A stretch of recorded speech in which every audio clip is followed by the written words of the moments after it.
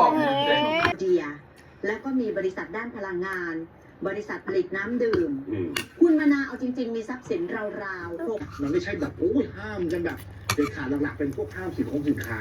คนป่วยนักเรียนอะไรแบบเนี้ยเขาก็สามารถที่จะเดินทางเข้าไปข้ามมาได้ ใช่ค่ะ อยู่ที่ความร่วมมือกันระหว่างชายแดนทั้งสองชาติตามกฎที่เมื่อวาน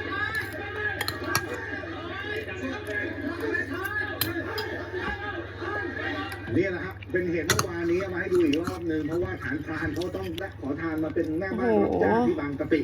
นะครับ แต่ว่าเข้ามาผิดกฎหมายก็ต้องคุมตัวดำเนินคดีนะฮะโอ้ยตราบใดที่ไทยเปิดประตูให้เขากลับเข้ามาแต่ฐานไทยไม่เปิดประตูตั้งแต่เช้าจนกระทั่งทุ่ม เดินทางข้ามแดนได้เป็นรอบๆนะคะ